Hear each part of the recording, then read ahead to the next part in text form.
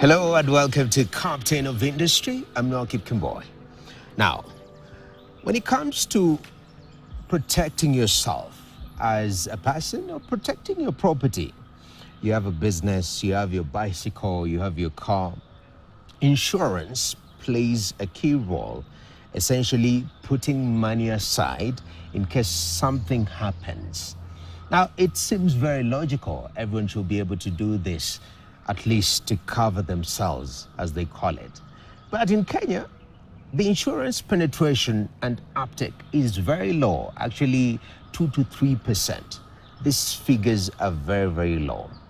But the beautiful thing about the conversation that we're going to have today is about changing the tide and bringing more people, more businesses into the fold of covering themselves and protecting themselves. And seated on the bench, well, we can call this a bench interview today.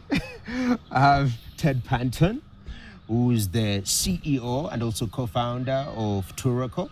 Thank you very much for making time to speak to us, man. Thanks, really good to be here. I mean, it's quite sad looking at when we talk about insurance penetration in Africa, and that's been an ongoing conversation for years. As a business journalist, I've covered it up. Insurance penetration is at a low, and nothing is being done. We need to do this, but nothing is being done at the end of the day. We'll come to some of the solutions and what you think as an industry player we should be approaching insurance like. But let's walk back. Ted, I mean, where did you grow up? I grew up in California, in the US. So not from this part of the world in any way, shape, or form. But I've been here now since 2009. So Kenya has become my home. I describe myself as an aspiring Kenyan. I've applied for citizenship, so I hope those watching are going to approve my approve my bid to become a Kenyan in truth as well as in heart. Okay. But yeah, no, I'm originally from the US. You've applied to be a citizen. What's the process like? It's fairly straightforward. You have to be here for a certain number of years, and then you can apply, and you have to have certain requirements met. But yeah, it's a fairly straightforward process. Okay. I think the Kenyan government is innovative in wanting people that have something to add and some value that they can bring to Kenya to come and make Kenya their home. Okay, let's go back in 2009. That's when you land in Kenya. Yeah. But prior to that, there was some traveling from California. I don't know. How did you land on Kenya specifically, Africa specifically? What drove you towards this great country?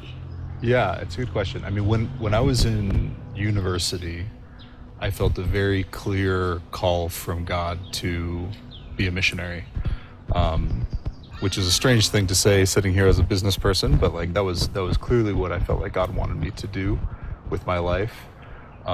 So I've been wrestling since then with, okay, how do I serve God, but then also do what I love to do, which is build business. That call back in college, or university, I remember it distinctly, and it was in watching some videos of conflict that was happening in northern Uganda and in this part of the world, and I just said, this is a travesty. Like, God doesn't want these things to happen to people, so I want to be part of helping that. I didn't know what that meant, right? I was a kid. So I got the advice that I should learn how to do something before I came over here, which was really good advice, rather than just coming over here and trying to save people. So I took a job at a manufacturing company for a few years.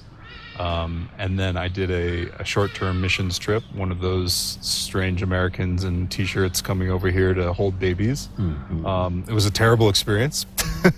Really? I don't think those things should happen, quite frankly. But it was good for me because I got introduced to Kenya.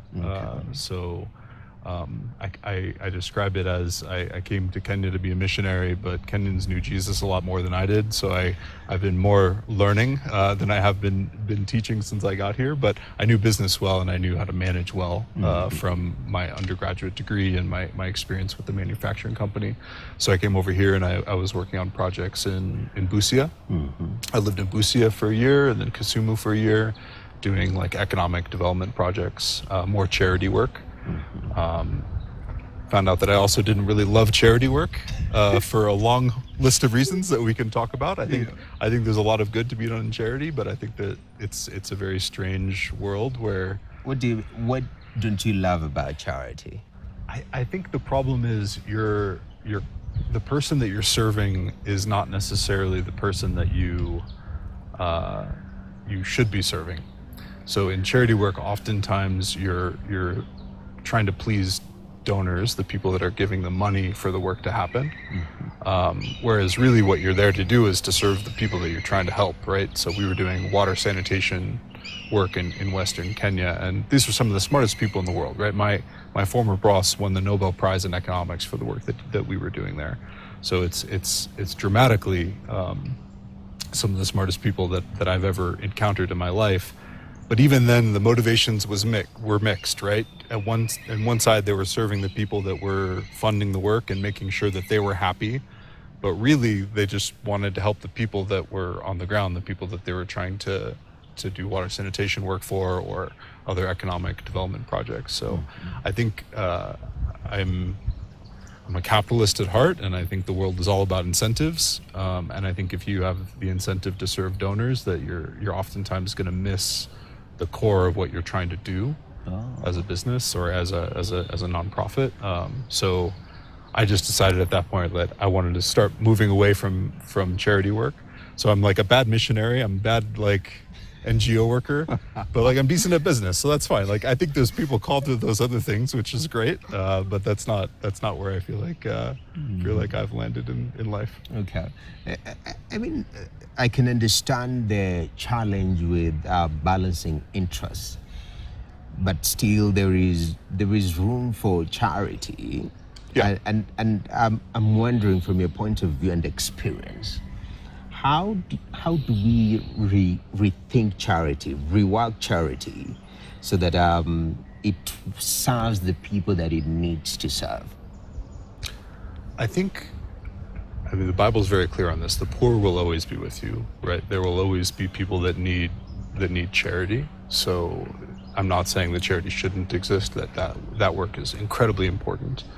I think focusing on outcomes rather than on stories is critically important, and quite frankly, just being smarter about how you do the work, right? There are some amazing organizations that are doing work that is 10 times more efficient at actually producing change in people's lives than some of the big charities where a huge percentage of the dollars goes to paying administrative costs.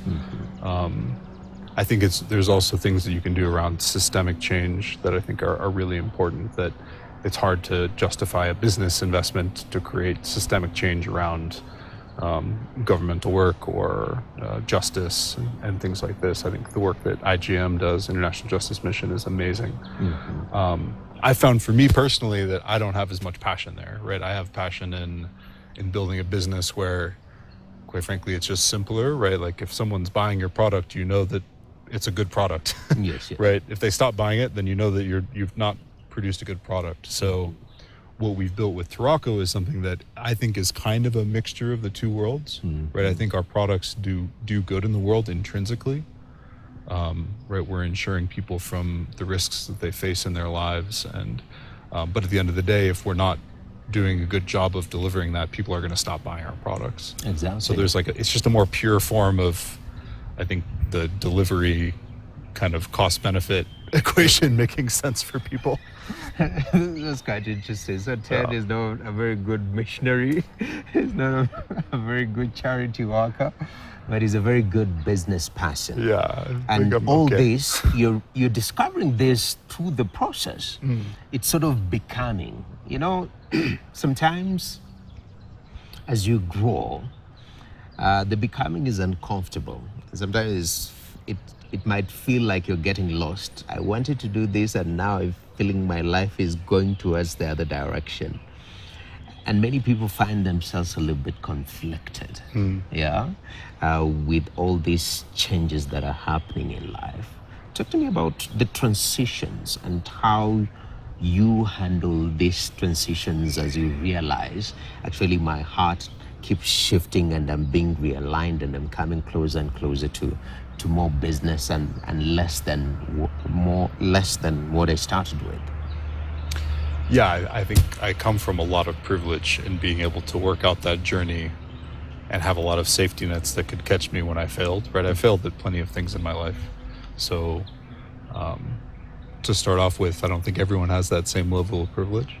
I think for my journey, my parents gave me a really great foundation and like taught me how to take risks, but also like have strong integrity and be a good person. So I'm grateful to them for that. I think as I've gone from being in manufacturing to being a failed missionary to being a nonprofit worker to being now a failed businessman, which has happened to me before, to being now a successful business person. I think the through points are I'm still me throughout that whole process, right? So I've not changed like who I am or what drives me and motivates me, right? At the end of the day, I'm motivated by wanting to live a full life, wanting to do good in the world, and wanting to like live my faith in the way that I work. So I think you can do that in a lot of different places. I'm grateful that I found something that I'm pretty good at with this business, and so far it's gone well. I think, being flexible and being resilient are traits of a good entrepreneur. Definitely. So I think those are intrinsic parts of me. So I think that's kind of carried throughout the different legs of that journey. Okay. And I'm glad you're very open and said, as a failed businessman, I mean, failed missionary, that one you've already ticked. No, on a light note. But in terms of business, how did you fail in business? How was that? Did you start a cafe and then? No, I guess my first business when I was a kid, I would buy packs of Pokemon cards and break them down and sell them, and I made money that. So my first business was a success, and then I've done construction business and house painting business in my life as well, which have gone pretty well. I did a couple of large deals that fell apart, where we went from, okay, this is going to make us a lot of money and we can do a lot of good with that money and we can have a really nice life as a family, to things fell apart and we were back at square one. And I describe it as broke, not poor. But the resilience is saying, okay, it is broke, not poor. Like, this is not who I am. This is just a moment in time, and like coming up with a new idea and a new way to try and rebound and find something else that would be interesting to build. Okay. I think that's kind of the resilience that I was talking about, is recognizing that those times where things didn't work out were opportunities to learn. And if you can find new opportunities to apply those learnings, I think that's the goal. Okay.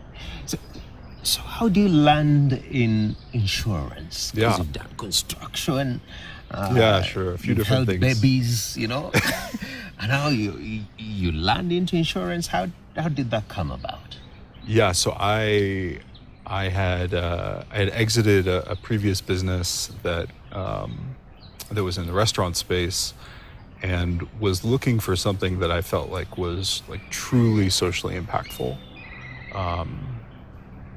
but also scalable, also a real business that I could raise real capital for and get behind and build for the next 10, 20 years of my life. I've done microfinance, I've done a few different things, but I really struggled to like find something that could scale, that I felt like was just truly doing good in the world. And somebody explained the concept of microinsurance to me. And I just like immediately understood that this is something that I wanted to do, right? I've been the insurance policy for enough friends in Busia and Kisumu when things went bad in their lives, right? I've helped take care of them or their families in those situations to know like, this is a real problem, right? People don't have access to the safety nets that I grew up with, right? They don't have access to the protections that I've had my entire life. So I wanted to try and change that for as many people as we possibly could. So I woke up the next day, I want to insure 1 billion people, let's go. And I've kind of haven't looked back since then. That was kind of the origin of it. Wow. Yeah, because in a normal Kenyan household, one of the biggest drivers towards poverty, even more poverty, is lack. Like, we are one crisis away from poverty. Even those people they look like they're doing very well.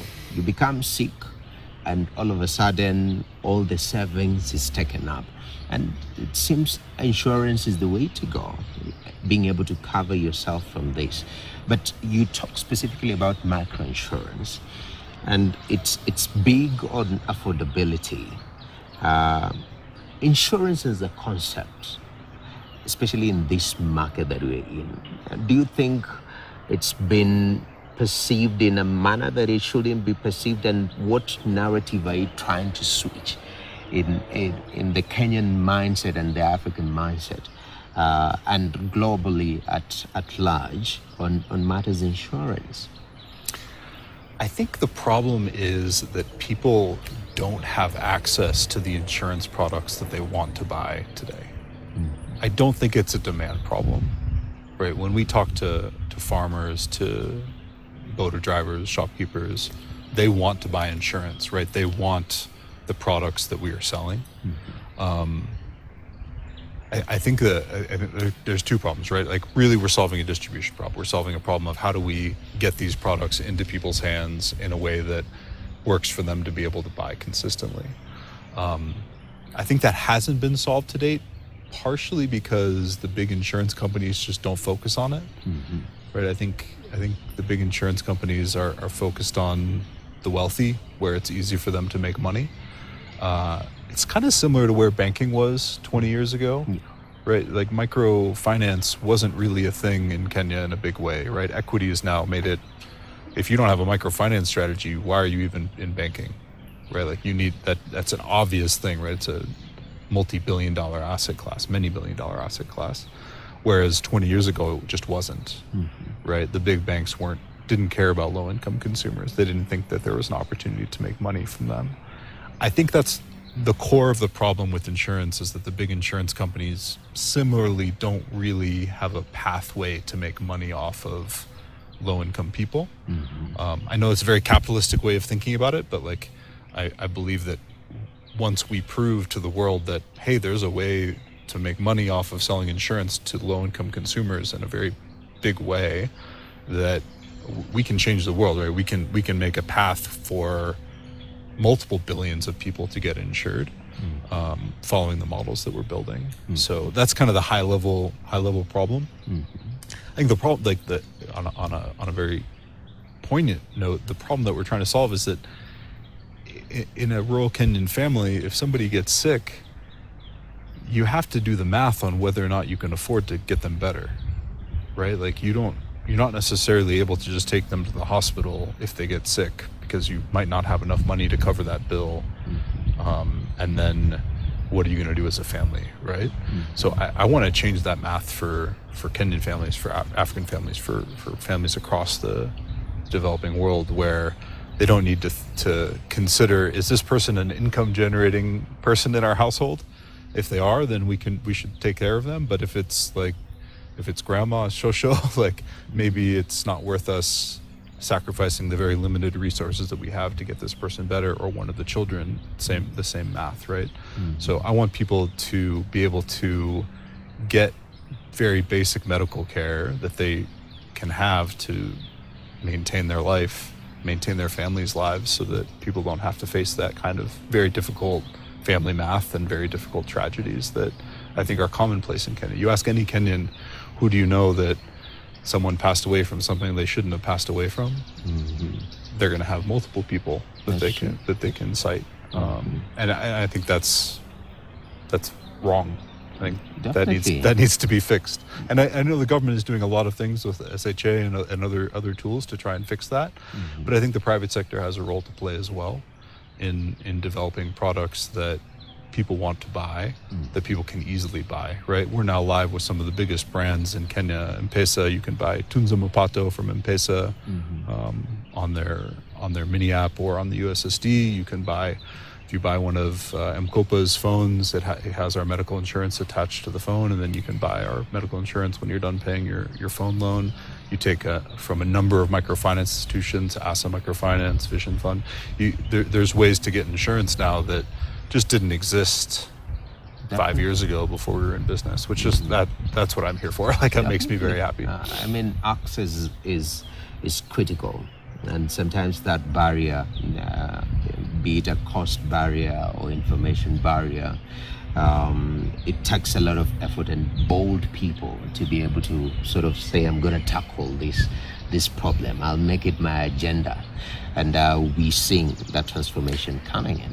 If you were to call up Kenyan farmers, a Kenyan farmer in Bungoma, and ask them, do you want to buy a 1,200 shilling a year insurance policy to cover you and your family for medical insurance?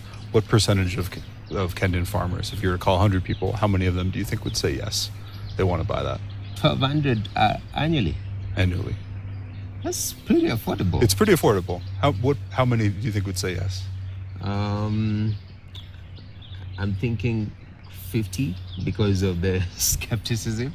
Okay, 50. That's higher than most people guess. Most people usually guess like 5 or 10 because people just don't think that people want to buy insurance. Oh. That's not true. Like 65 is the number. When we did this test in rural Kenya through a partner with 1 Acre Fund, these are farmers that get a loan for farm inputs, and then we call them and say, do you want to add a medical insurance policy? And we had the first year we did it, we had 65% of people opting in for the product. So the demand is there. It really is just an access problem. Definitely. So Ted, we're believers that for you to be a leader, you have to be a reader. For you right now, what's your current read, and how is that shaping the leader that you are?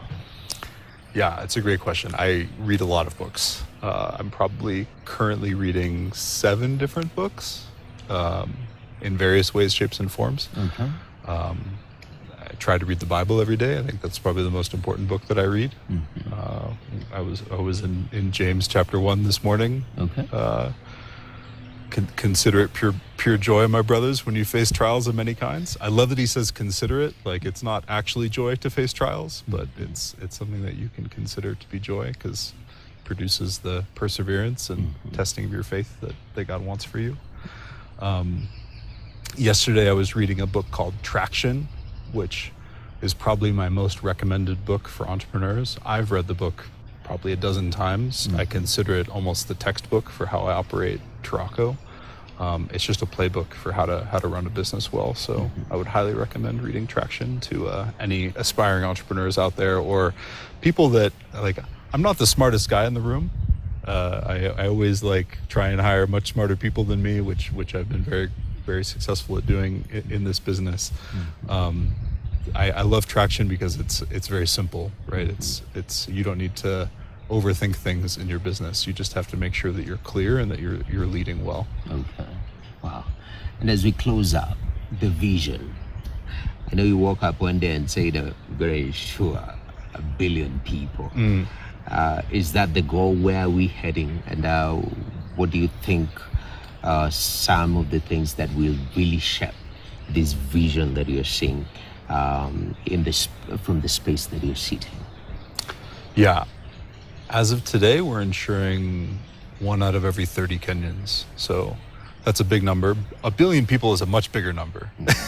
We've reached some big numbers. We have 5 million customers across the markets in Africa where we work. I think to get to 1 billion people, we have a lot more to do. We'll be expanding into a bunch of other African countries. We'll be expanding into South Asia in the next couple of years. I kind of say I've got perfect clarity on how to get to 10 million people, pretty good clarity on how to get to 100 million people. 1 billion people, I'm still not sure.